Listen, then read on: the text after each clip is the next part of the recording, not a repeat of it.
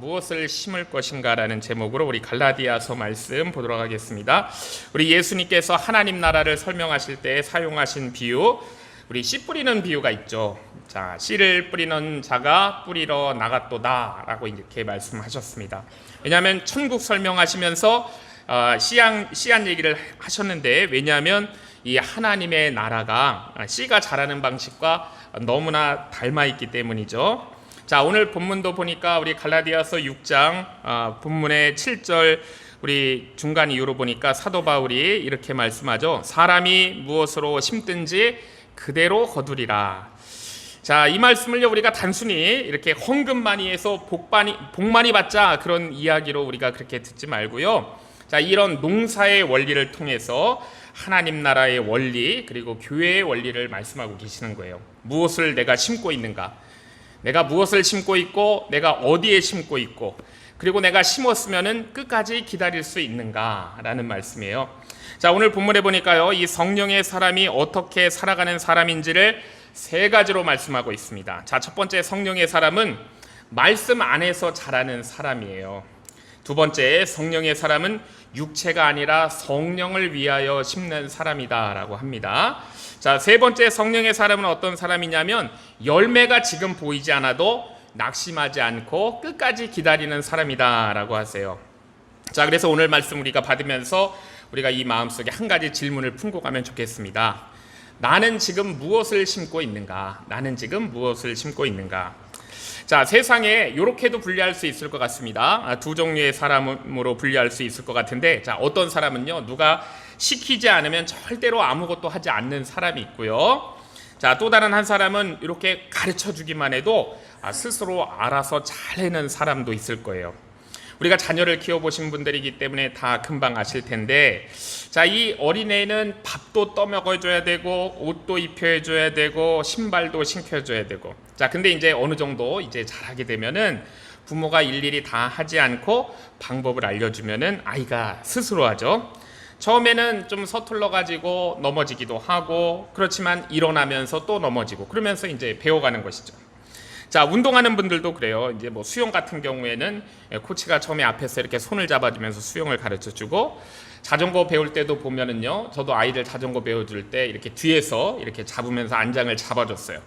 자, 그런데 제가 계속해서 그 안장을 붙잡고 그렇게 쫓아다니지는 않았습니다. 이제 어느 순간이 되면 조용히 이렇게 손을 딱 놓죠. 그러면 이제 그때부터 얘가 뒤를 돌아보면 넘어지기도 하고 무릎이 까지기도 하고, 자, 그러면서 이렇게 스스로 균형 잡는 법을 잘 배워요. 자, 왜 그렇게 할 수 있는가? 왜 그렇게 배울 수 있는가? 왜냐하면요, 그 안에 성장할 수 있는 생명이 있기 때문에 그렇게 할 수 있는 거예요. 자, 오늘 본문이 우리에게 바로 그 말씀을 하십니다. 자, 이 율법이라는 것은 사람을 평생 붙들어 놓는 거예요. 이거 하지 마. 이거 조심해야지. 이거 하면 안 돼. 저건 해. 이건 하지 마. 이런 식으로 계속 감시하는 것이 율법이었어요. 자, 그렇지만은 복음은 다른 거예요. 복음은 사람 안에 성령을 주시는 거예요. 성령. 자, 그래서 성령의 사람은 이 감시하기 때문에 움직이는 것이 아니고 생명이 있기 때문에 움직이는 사람이에요.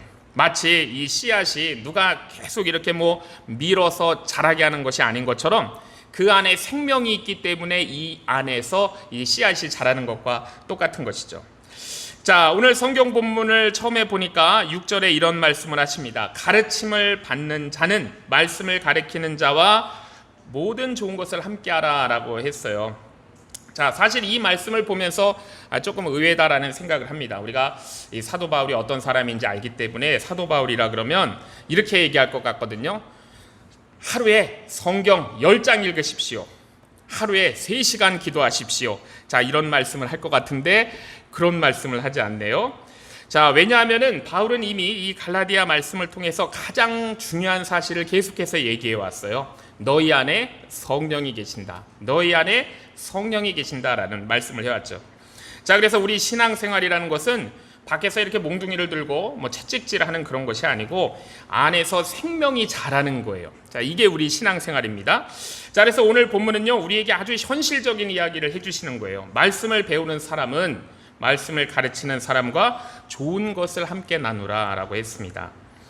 자, 왜 이런 말씀을 하셨을까? 그러니까 교회는 학교가 아니에요. 학교는 이 지식을 전달하는 곳이지만 교회는 지식만 전달하는 곳이 아니고 생명을 전달하는 곳입니다.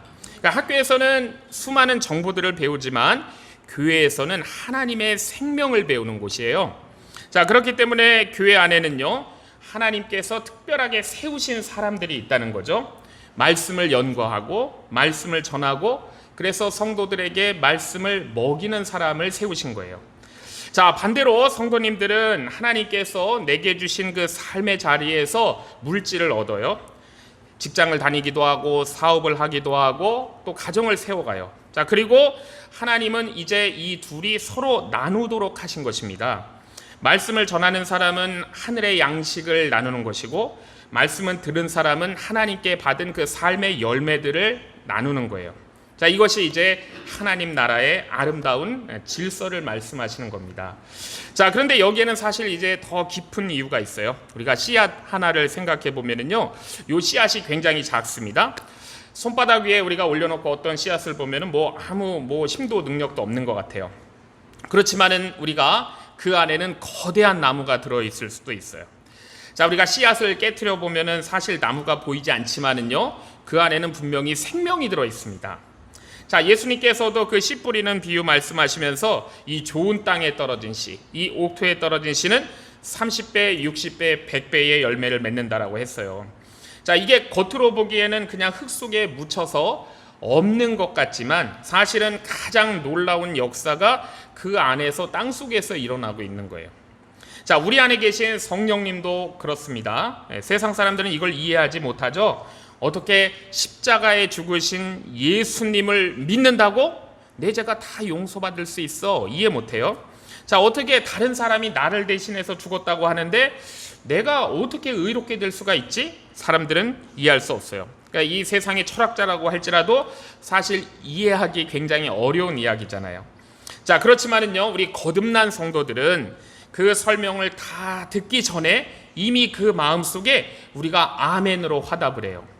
자, 왜냐하면 우리 안에 성령께서 계시기 때문이에요. 자, 그래서 예수님께서 말씀하셨습니다. 내 양은 내 음성을 들으며 나는 그들을 알고 그들은 나를 따르느니라 라고 말씀하셨어요.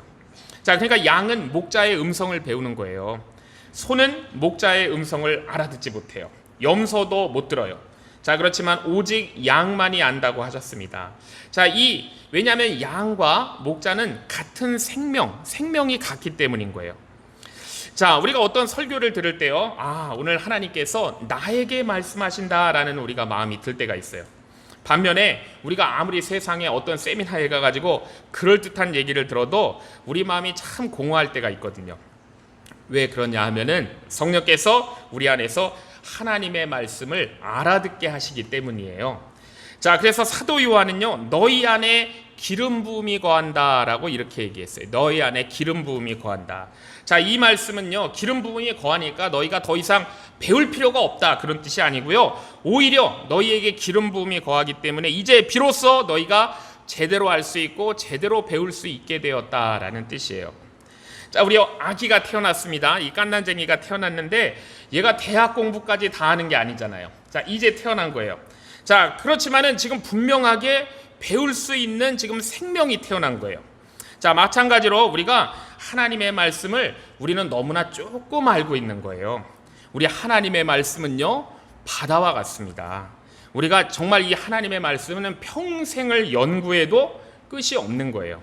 자, 모세도 다 알지 못했고요, 다윗도 다 알지 못했고, 사도 바울도 뭐라 그랬냐면 우리가 부분적으로 안다라고 얘기했어요. 자, 그렇기 때문에 하나님께서 교회 안에, 이 공동체 안에 왜 이 하나님의 말씀을 가르치는 사람들을 세우셨는가? 그 이유는 너무나 분명한 거예요. 그냥 말씀이라는 것이 남는 시간에, 여가 시간에 이렇게 조금 공부해가지고 전할 수 있는 정도로 하나님의 말씀이 얕지가 않기 때문이에요. 깊은, 넓은, 높은 진리입니다. 자, 저는 말씀을 연구하면 연구할수록 이렇게 깊어질수록 한 가지 사실을 깨닫게 돼요. 말씀은 사람이 연구하는 것이 아니고 말씀이 사람을 붙든다라는 것을 깨닫게 돼요. 자, 처음 신학교에 들어가서요, 이제 성경에 대해서 배워요. 히브리어도 공부했고요, 헬라어도 공부했어요. 이 성경의 역사에 대해서도 배웠고 신학에 대해서도 이렇게 공부를 배웠습니다. 자, 그때는요, 내가 성경을 연구하는구나 이렇게 생각을 했죠. 자, 그런데 이제 어느 순간이 지나면서 그게 아니구나라는 것을 알게 됐어요. 말씀이 조금씩 열리면 열릴수록 그때부터는 말씀이 사람을 붙드는구나 라는 것을 깨닫게 돼요. 자, 우리 예레미야 선지자도 그랬습니다. 자, 그가 하나님의 말씀 때문에 너무나 힘들어했잖아요. 자, 이 사람들한테 말씀을 선포했는데 사람들이 듣지를 않아요. 자, 그러니까는 계속 핍박은 계속되고 그리고 마음은 계속 지쳐갑니다. 자, 그래서 이제 예레미야가 이제는 하나님의 말씀을 내가 전하지 않아야 되겠다라고 결심을 했어요. 자, 그런데 어떻게 되었냐면 예레미야가 이렇게 고백을 하죠. 내 마음이 불붙는 것 같아서 골수에 사무치니 답답하여 견딜 수 없나이다 라고 이렇게 고백했어요. 자, 그러니까 말씀이 자기 안에서, 말씀이 그 예레미야를 붙들고 자기 안에서 막 이렇게 타오르기 시작한다는 것이죠. 자, 우리 사도 바울도 마찬가지였습니다. 바울은 사실 직업을 가진 사람이었어요. 천막을 잘 만드는 기술자였습니다. 그래서 필요하면은요, 언제든지 그 사람은 말씀 전하지 않아도 이 자기 가진 기술을 가지고 얼마든지 생계를 유지하며 잘 살 수 있는 로마 시민권자예요. 자, 그런데 결국 그의 인생이 무엇에 사로잡힌 사람이냐면 그는 복음에 사로잡혀 버린 사람이에요. 예수 그리스도의 복음, 십자가의 복음이 그 인생을 완전히 사로잡아 버렸습니다. 자, 그래서 그가 이렇게 고백했어요. 내가 복음을 전하지 아니하면 내게 화가 있을 것이로다 라고 고백을 했어요. 자, 그러니까 이 하나님의 말씀은요, 우리의 취미가 아닌 거예요. 자, 그냥 남는 시간에 이렇게 조금 읽는 그런 책이 아닙니다. 하나님의 말씀은요, 우리 인생을, 사람의 인생을 통째로 바꿔버리는 그런 능력이 있는 말씀이에요. 자, 그래서 하나님께서는 교회 안에, 이 안에 말씀을 연구하고 가르치는 사람들을 세우게 하신 거예요. 자, 오늘 사도 바울이 말씀을 가르치는 자와 모든 좋은 것을 함께하라고 말하는 그 이유도 거기 있는 거죠. 왜냐하면 이 말씀이 틈나는 시간에 연구할 만큼 그렇게 얕지 않기 때문이에요. 하나님의 말씀이 깊고 넓고 높습니다. 자, 우리가 어떤 분야의 전문가들을 보면 인정을 하잖아요. 의사가 되려면 저 사람 얼마나 많은 공부를 했을까라고 우리가 인정을 해줘요. 변호사를 봐도 저 사람 변호사가 되려면 얼마나 그 수많은 법들의 그 법전들을 보면서 많은 시간을 쏟았을까라는 걸 우리가 생각해요. 자, 음악가가 되기 위해서도 마찬가지예요. 얼마나 많은 시간 피아노 앞에서 그 많은 시간을 보냈겠어요. 올림픽에 나가는 선수들은 말할 수도 없는 것이죠. 자, 그런데요, 하나님의 말씀은 영원하신 말씀이에요. 자, 다윗은 뭐라고 고백했냐면 주의 법은 심히 깊으니다라고 이렇게 고백했죠. 사도 바울은 이제 로마서를 쓰고 마치면서 하나님의 지혜와 지식의 풍성함이여라고 감탄을 했습니다. 자, 그러니까 하나님의 말씀은 바다보다 깊고 하늘보다 높아요. 자, 그러니까 다른 일 하면서 남는 시간에 조금 이렇게 연구해가지고 전할 수 있는 그런 수준의 말씀이 아닌 거예요. 자, 물론 오늘날에 제 주변에도 이런 분들이 있어요. 직장 생활을 하면서도 귀하게 말씀 전하는 목회자들도 많이 있습니다. 그런데 원칙적으로는 하나님께서 이 교회가 말씀을 가장 귀하게 여기기를 원하신다는 거예요. 자, 그래서 이 말씀을 맡은 사람들이 말씀에 전념할 수 있도록 교회가 함께 섬기게 하는 것입니다. 자, 그건 사실 목회자를 위한 제도가 아니고요, 말씀을 위한 제도인 거예요. 말씀을 위한 제도. 자, 사실 성도들이 가장 손해보는 때가 언제인가 하면은요, 이 교회에서 말씀이 가벼워질 때 손해를 보는 거예요. 교회 건물이 아무리 클지라도, 교회에 수많은 세상적인 프로그램이 많을지라도, 행사가 많고 화려할지라도 사실 교회에 하나님의 말씀이 약해지면 교회는 약해지는 거예요. 자, 반대로 말씀이 살아있으면은요, 그 교회의 다른 무엇과 상관없이 교회는 살아나게 되는 겁니다. 자, 그렇기 때문에 우리 성도님들이 하나님의 말씀을 사랑하는 것, 이것이요, 교회를 사랑하는 거예요. 자, 말씀을 전하는 사역자를 귀하게 여기는 것이 하나님 나라를 세우는 일이라는 걸 아셔야 돼요. 자, 그런데 바울은 여기서 물질만 이야기하는 게 아니에요. 이 좋은 것을 함께하라. 여기서 이 모든 좋은 것이라는 것은 무엇일까? 자, 다른 어떤 것 이전에 저는 기도라고 생각을 해요. 그리고 말씀을 대하는 자신의 마음가짐이에요. 기도와 말씀을 대하는 마음가짐. 자, 그 예배에 집중하는 자세이고요. 말씀에 대해서 아멘으로 화답하는 그런 믿음의 마음입니다. 그리고 그 말씀을 받았을 때 말씀대로 살려고 하는 순종, 이것이 모든 좋은 것이에요. 자, 사실요, 설교자는 이렇게 여기 서가지고 설교하면은 금방 알 수 있어요. 우리 성도님들이 말씀을 사모하면서 듣고 있는지 아니면 지금 다른 생각하고 있는지 금방 느낄 수 있어요. 제가 가장 예민할 때가 언제냐면, 민감할 때가 바로 여기에 서 있는 순간이에요. 가장 이렇게 영적으로도 민감하고 또 감각적으로도 민감한 것 같아요. 자, 왜냐하면은 이 설교라는 것이 혼자 하는 연설이 아니에요. 말씀을 듣는 우리 성도님들과 함께 저와 나누는 영적인 대화거든요. 자, 그렇기 때문에 성도님들이 기도로 준비해야 되고요. 말씀을 사모하셔야 돼요. 자, 그러면은요, 똑같은 설교일지라도 전혀 다른 성령의 역사가 나타나는 것입니다. 자, 그래서 영국의 그 유명한 설교자 스펄전 목사님은 이렇게 얘기했어요. 교인들이 나를 위해 기도하지 않으면 그것은 나에게 강단에서 내려오라고 하는 것이다 라고 얘기했어요. 자, 진짜 맞는 말이에요. 설교는 혼자 그냥 이렇게 설교하는 그런 사람이 아니고, 설교자는 성도들 기도 위에 서는 사람이 설교자인 거예요. 기도가 든든히 세워져야 설교자가 제대로 세워지는 것입니다. 교회가 말씀을 사랑하게 되면 설교자가 살아나는 것이고, 설교자가 살아나면 말씀은 살아나는 것이고, 말씀이 살아나면 성도들이 살아나는 거예요. 자, 그리고 살아난 성도들은 어떻게 되느냐? 세상을 변화시키는 능력의 크리스찬들이 되는 거거든요. 자, 이것이 하나님께서 교회를 세우시고 교회를 이끌어 가시는 방식이에요. 자, 그렇다면 말씀을 전하는 사람은 뭘 하는 사람인가? 제가 목회하면서 종종 이런 생각을 할 때가 있습니다. 병원 신방을 이렇게 다니다 보면은 내가 차라리 의사였으면 좋겠다라는 생각을 할 때가 많아요. 중병에 걸려가지고 고통받고 힘들어하는 성도를 만나면 의사처럼 처방해주고 치료해주고 싶은 마음이 있는 것이죠. 또 경제적으로 어려운 성도님들을 보면은 내가 돈이 좀 많아가지고 저분한테 한번 큰 돈을, 목돈을 한번 드리고 싶다라는 생각도 들어요. 자, 그런데 이제 시간이 지나면서 하나님께서 깨닫게 하시는 것이 있어요. 자, 목회자의 가장 큰 사명이 무엇인가? 사람들의 문제를 대신 일일이 다 해결해 주는 게 아니에요. 하나님의 말씀으로 그 사람이 다시 일어설 수 있도록 돕는 것이 목회자가 하는 일입니다. 우리 예수님 한번 생각해 보세요. 3년 동안 우리 제자들과 함께 동고동락 하셨는데, 예수님이 제자들이 무엇을 예수님께 묻기 전에 미리 알려주시지 않으세요? 그렇게 하지 않으시죠. 때로는요, 예수님께서 제자들을 그냥 실패하게 그냥 버려두기도 하세요. 풍랑을 만나서 두려워하기도 하시고요. 이 귀신 들린 아이 고치지 못해가지고 그들이 또 낙담하게도 그렇게 하시거든요. 그거는 예수님께서 능력이 없어서 그러신 것이 아니고, 제자들이 예수님만 바라보는 사람들이 아니고 성령 안에서 스스로 각자의 믿음을 가지고 굳게 세워지기 원하셨기 때문에 그렇게 하시는 거예요. 자, 우리 많이 드는 비유잖아요. 독수리가 새끼를 등에 계속 업고 나르지 않죠. 어느 날 때가 되면은 그 높은 절벽 둥우리에서 밀어버려요. 그러니까 처음에는 이게 떨어지지 않으려고 꼭 잡고 있다가 계속 미니까 떨어지면서 이제 날개를 포덕거리기 시작합니다.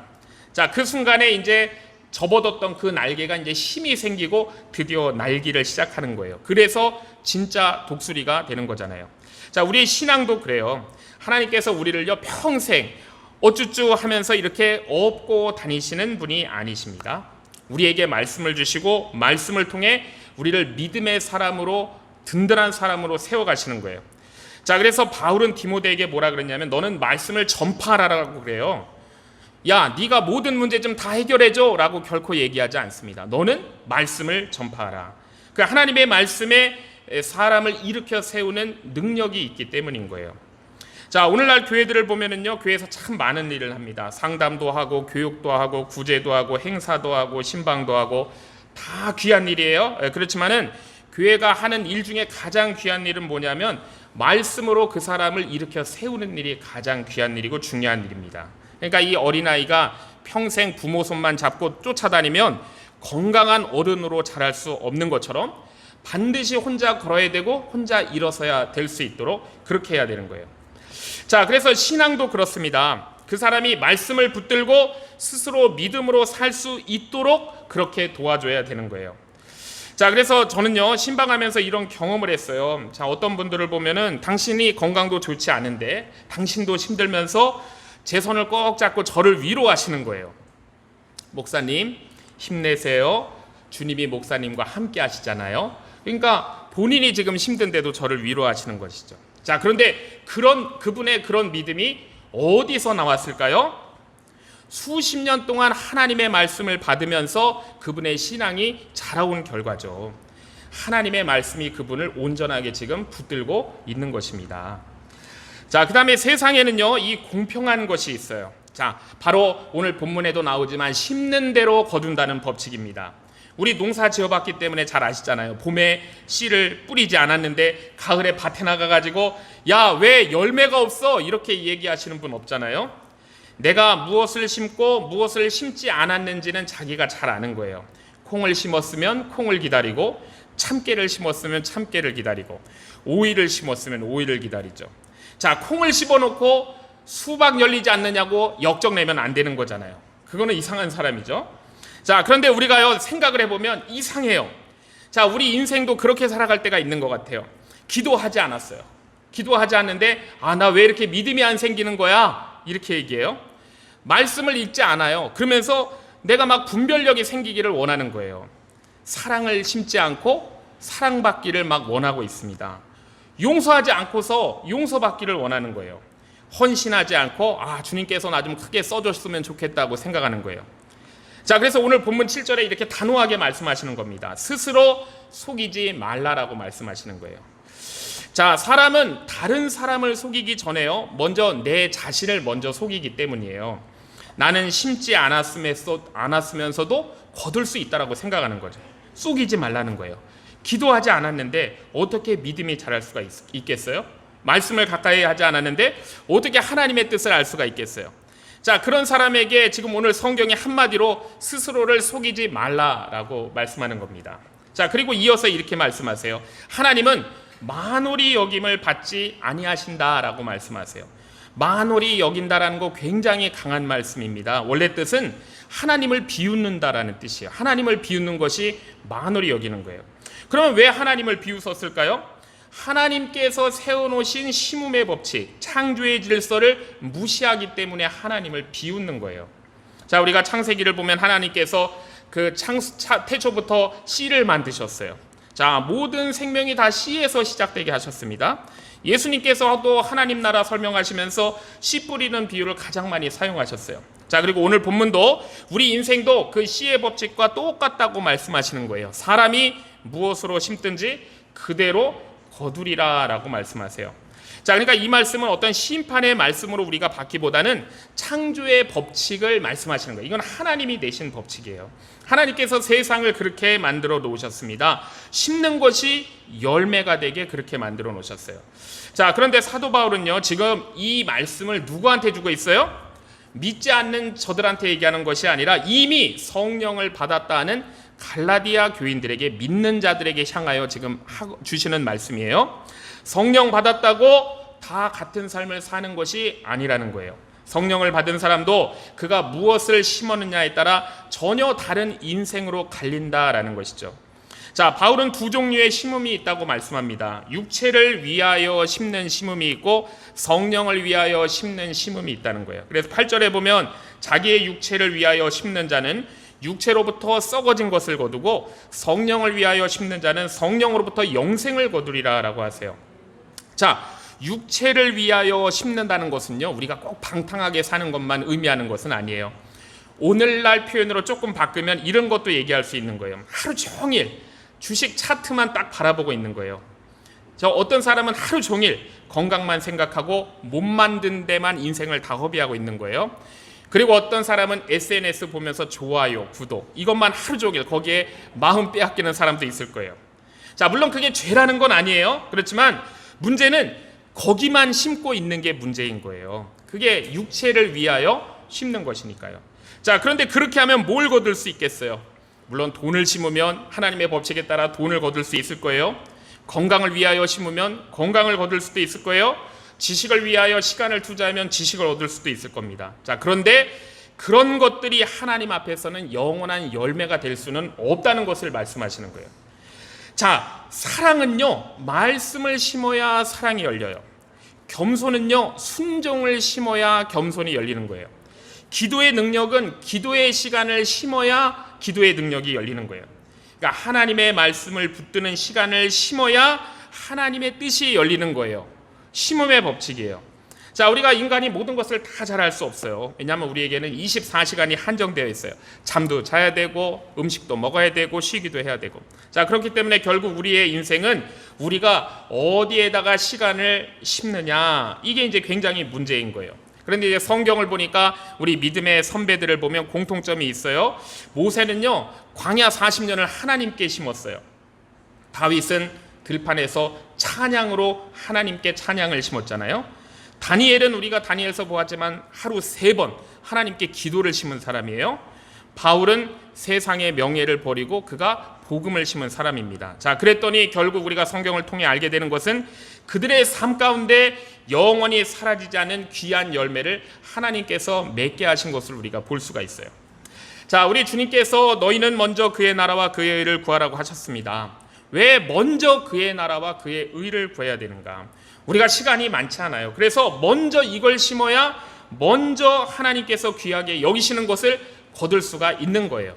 우리가 다른 데 시간을 다 허비하고 거기다 심어버리면 결국에는 시간이 없을지도 모르는 거예요. 자, 우리 세상을 보면 무조건 빨리 거두려고 해요. 자, 그런데 하나님은 거두라고 하는 것이 아니고 먼저 심으라고 하시는 거예요.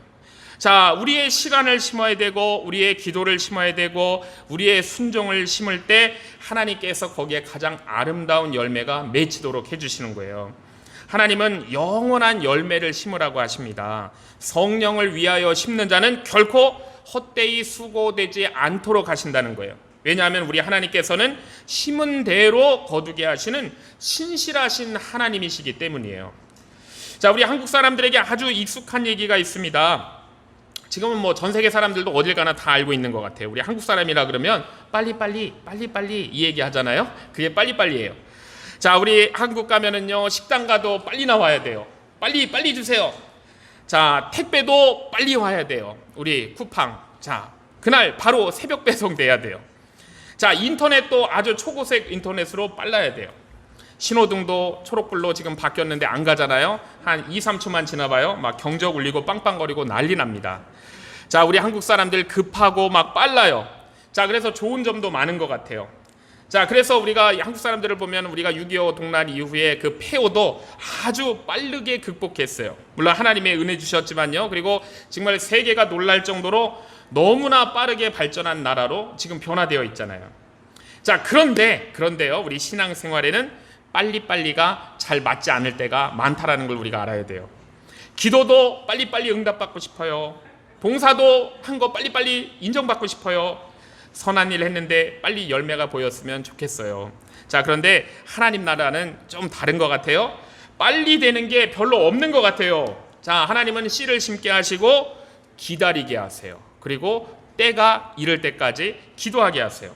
자, 오늘 본문이 바로 그 말씀을 하세요. 우리가 선을 행하되 낙심하지 말지니 포기하지 않으면 때가 이름에 거두리라 라고 하십니다. 자, 여기서 중요한 말씀이 때가 이름에 거두리라예요. 자, 그런데 이 때가 나의 때도 아니고 사람들의 때도 아니고 하나님의 때인 거예요. 자, 농부가 씨를 뿌렸다고 해서 다음 날 열매 거둘 수 없습니다. 벼를 심고 다음 날 논에 나가가지고 자, 이거 왜 쌀이 안 달린 거야 이러면서 할 수 없잖아요. 화낼 수 없어요. 싹이 나는 때가 있고 자라는 때가 있고 또 비를 맞는 때도 있고 햇볕을 맞는 때도 있고 그리고 거두는 때가 오는 거예요. 자, 우리 신앙도 그렇고요, 선도 그렇습니다. 사랑도 그래요. 하루아침에 완성되지 않아요. 자, 그런데 우리는요 다 너무나 그 결과를 빨리 보고 싶어해요. 자, 조금 봉사했어요 제가. 근데 사람들이 알아주지 않으면 마음이 막 상해버려요. 제가 조금 기도한 것 같아요. 근데 하나님이 응답해 주시지 않아요. 그러면 낙심되고 속상해요. 자, 조금 사랑했는데 상대방이 변하지 않아요. 전혀. 그러면 나는 더 이상 하지 못하겠다 그러고 포기해버려요. 자, 그러면서 이제 하나님은 우리한테 물으시는 거예요.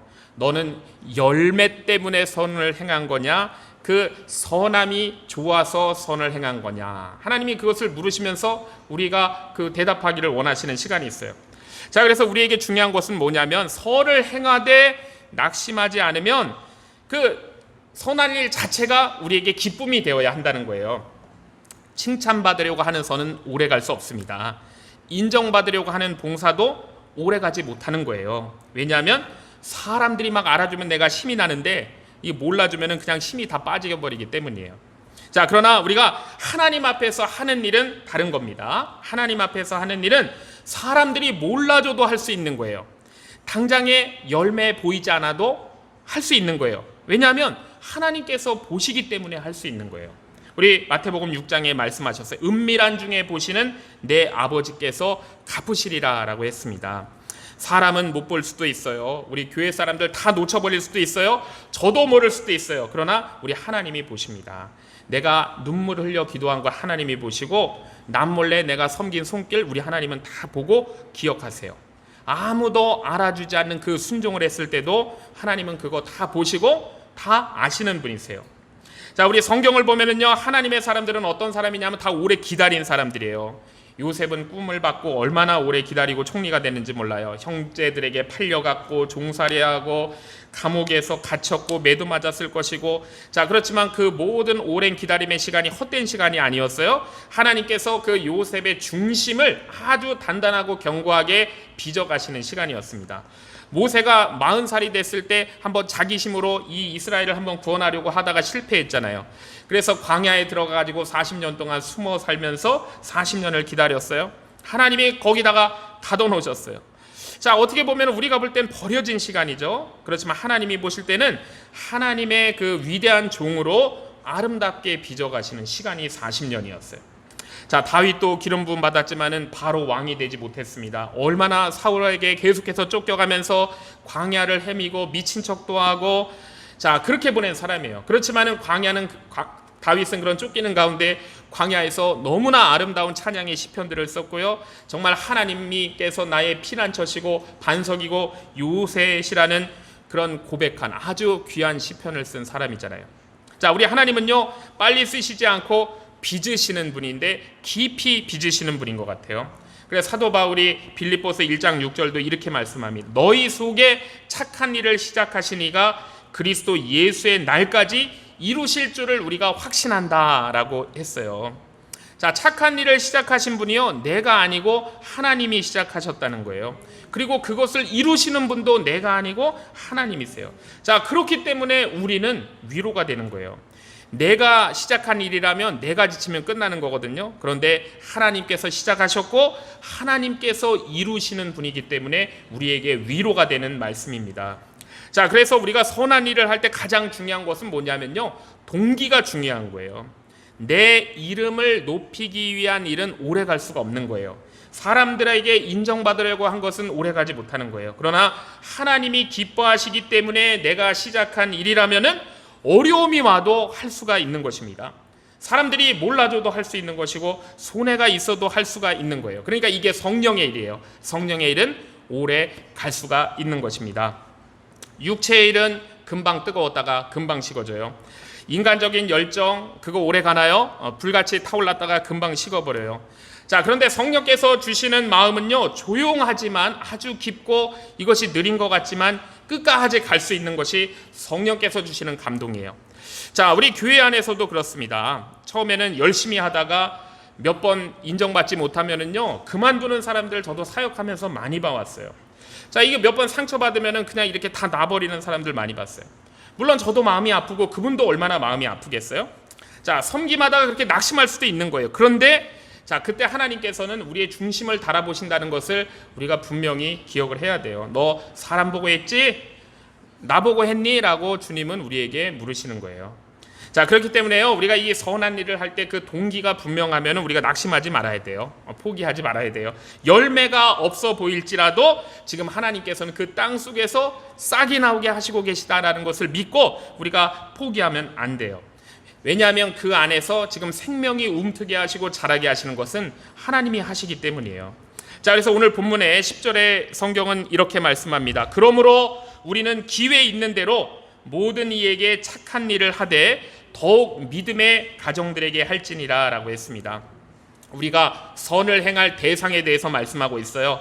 자, 우선은 모든 이에게 착한 일을 하라 그랬으니까 모든 사람에게 선을 행하라는 거예요. 그렇지만 특별히 믿음의 가정들에게 하라라고 지금 말씀하고 있습니다.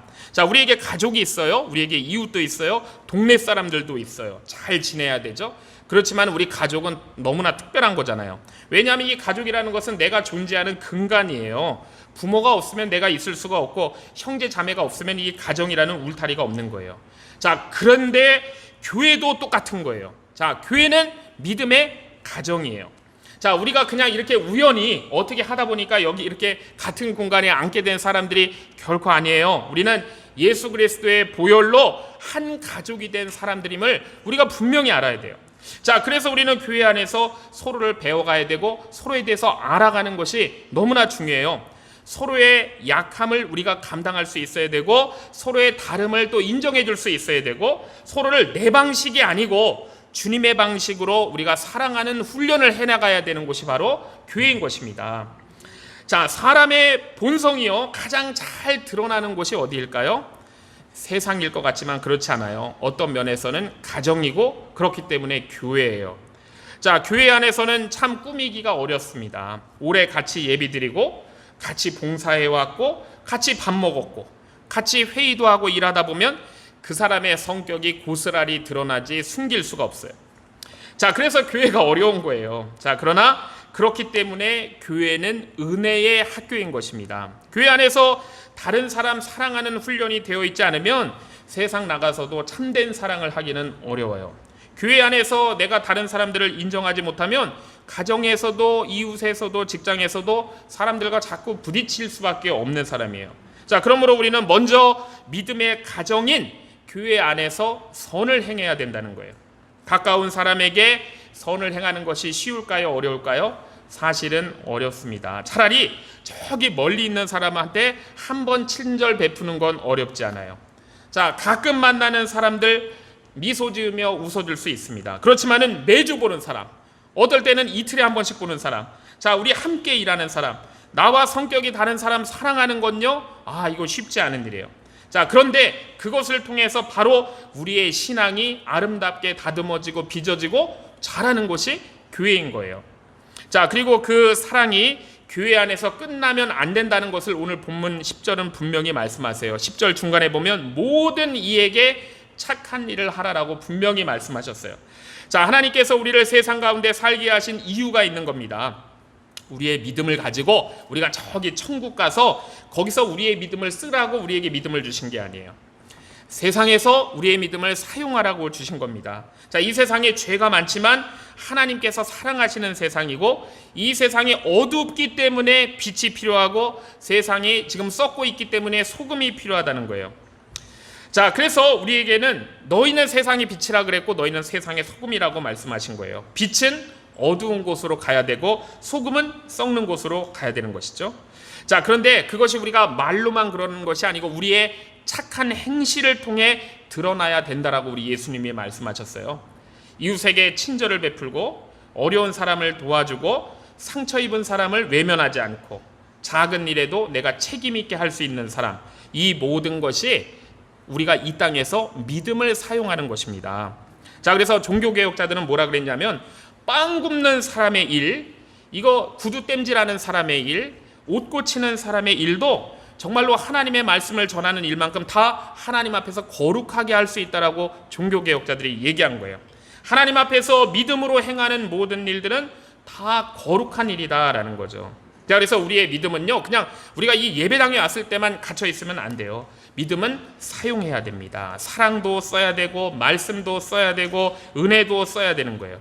자, 하나님께서 우리를 이 세상에 두신 것은 이 세상 속에서 우리가 하나님 나라를 드러내고 예수 그리스도의 성품을 나타내기 위해서 하나님께서 우리를 세상에 두시는 거예요. 자, 그리고 분명한 것이 있습니다. 오늘 심음의 법칙을 말씀하셨잖아요. 하나님은 심은 것을 결코 잊지 않으신다고 말씀하세요. 우리 히브리서 6장에도 보면은요, 하나님은 불의하지 아니하사 너희 행위와 그의 이름을 위하여 나타낸 사랑으로 이미 성도를 섬긴 것과 이제도 섬기고 있는 것을 잊어버리지 아니하신다라고 말씀했어요. 사람은 잊어도 또 교회 우리 성도들은 잃어버릴지라도 세상은 알아주지 않아도 하나님은 잊지 않으신다는 거예요. 다 보고 계신다라는 것입니다. 우리 다시 처음의 질문으로 돌아가요. 우리가 무엇을 심고 있는지 우리가 한번 돌이켜봐야 되겠습니다. 육체를 위하여 심지 말고 우리는 성령을 위해서 심는 자들이 되어야 하겠습니다. 그리고 선을 행하다가 우리가 낙심치 말아야 돼요. 우리가 포기하지 말아야 돼요. 왜냐하면 때가 이르면 주님께서 반드시 거두게 하실 것입니다. 하나님의 때를 믿고 우리가 말씀을 심고 사랑을 심고 선을 심는 저와 주의 성도님들 다 되시기를 주의 이름으로 축복합니다.